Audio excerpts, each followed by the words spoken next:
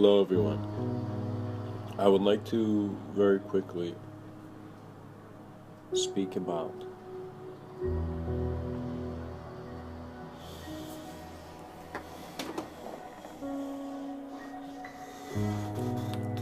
the importance of respecting realities and how they are naturally positioned.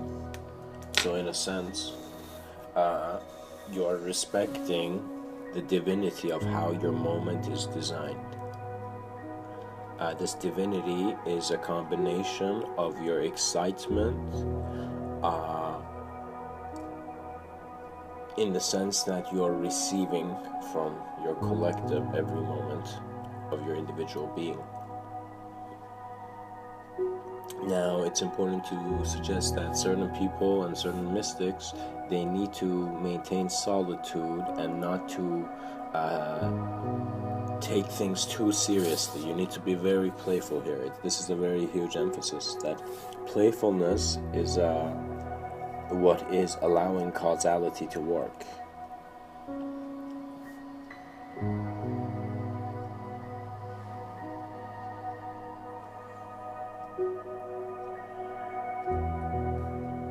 You may internally, perhaps, sometimes receive certain ideas that make you think you're somebody. So what that means is the internal reality of the being makes him suddenly feel he's as if a boss, which many people are trying to be bosses nowadays, you know. And it's like noticing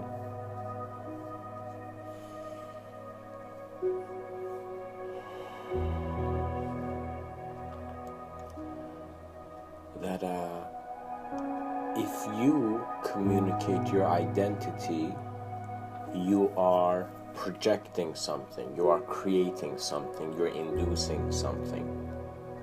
And you will also become aware of what you're inducing, because your world is going to still treat you as you, regardless of how much you go into an awareness of subtler planes of being.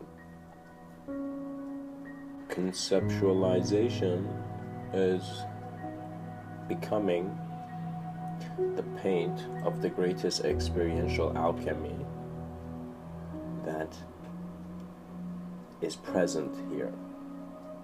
There is, if you communicate internally, as in if you tell people who you are, without having heard them first and acknowledged, you will become a tyrant. If you become aware of human nature and simply acknowledge the human being, which you are one, and you can always study yourself, you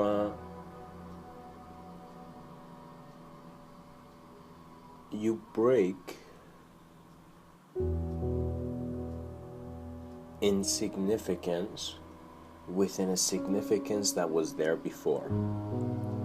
So suddenly perhaps your ideology may feel as if it is not here, for it has become an experience of the world. And so many beings have had moments of observance, existential observance, where it has been as if they were the eyes of the world looking at themselves. And then they understood there is no need for inefficiency in regards to a warrior mentality. You know, we are becoming no longer warriors, but transcendental pilots of consciousness and very advanced human communicators. We are learning from the symbols we have created, and we are also learning from how new symbols are coming into place and how old symbols are leaving. You know, and this has given a great ability for man to pay attention to his world, but at the same time, for many, it has just become an answer to a question that has no answer.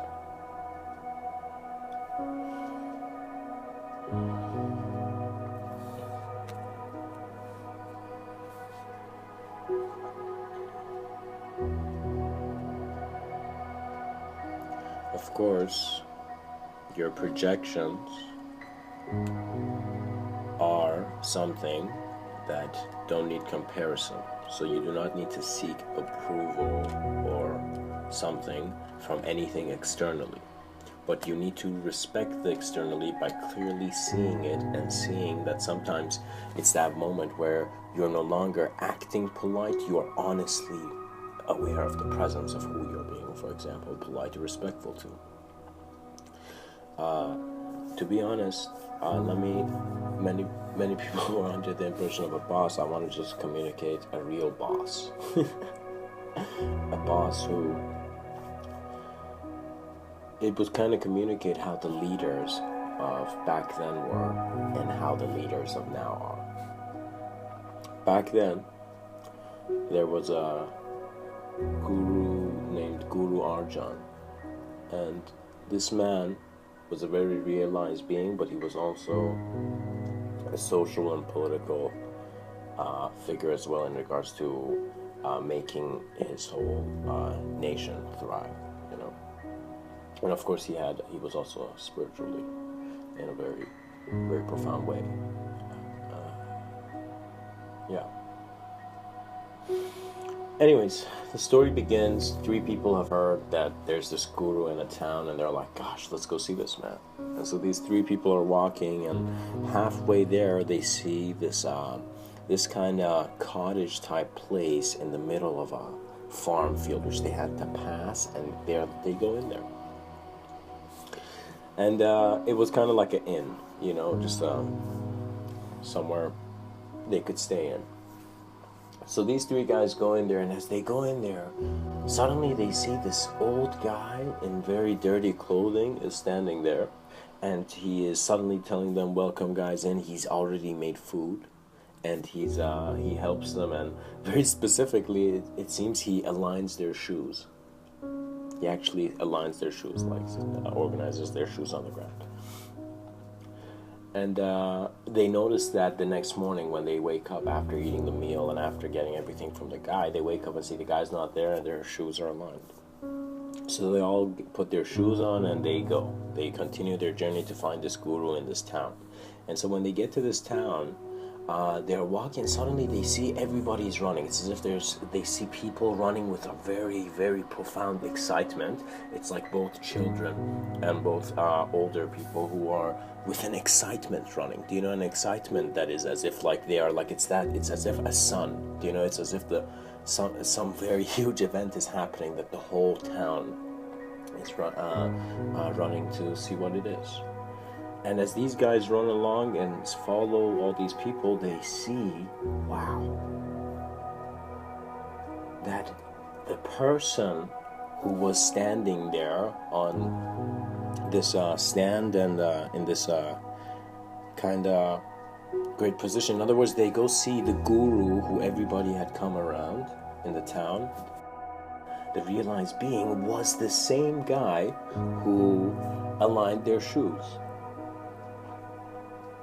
And so that's when they realized the value of this being, because he was not just keeping himself as humanity. You as an experiencer in this life move beyond your definitions and find yourself omniscient and godly. There's a reason why ego takes shape, because there is an observer. And an observance is still in some realm of duality, because man is still thinking.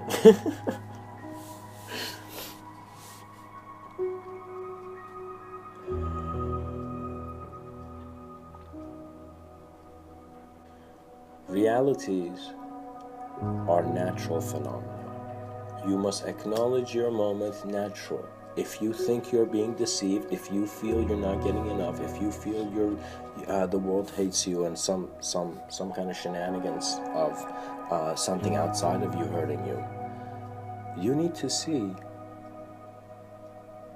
internally it doesn't need to be there. Externally, life happens as it does.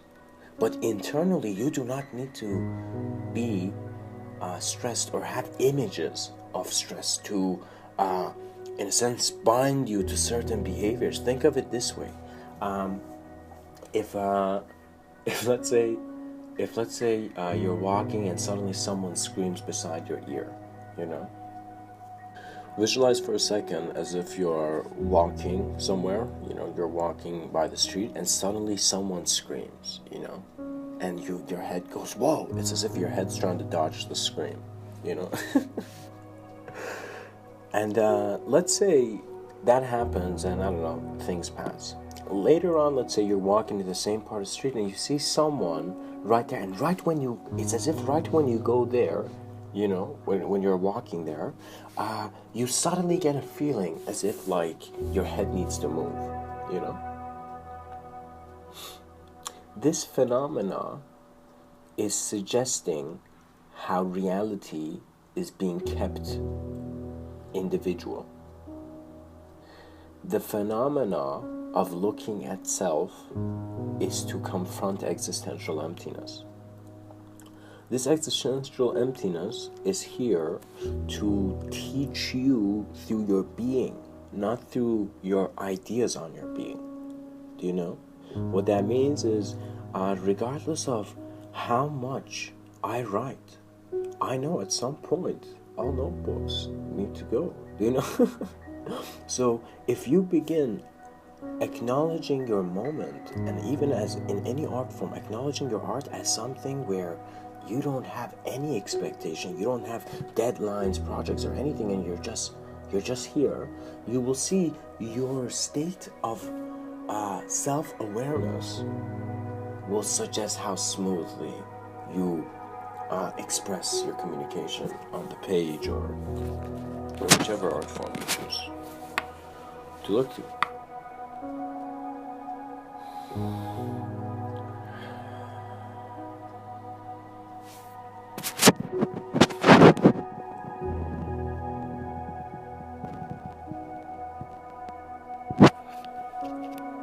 There are many doors, there are many rooms. The mind has given the body infinite ability to be present. That is, it's kind of like your omniscient birthright.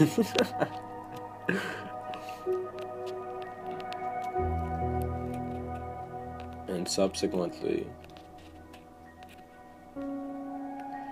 you'll go through certain traverse conditions, but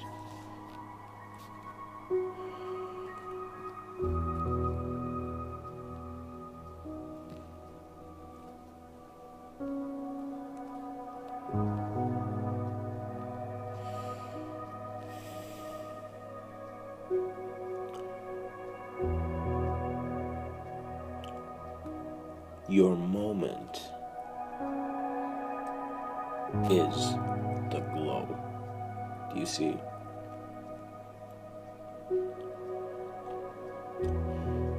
You know you exist, and that is why you will not exist.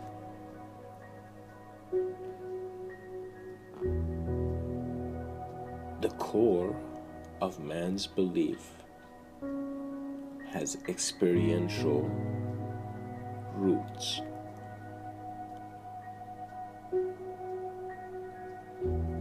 Thought will be transformed into how the world of the being, as his greatest and the peak of his greatest experience, in a sense, is.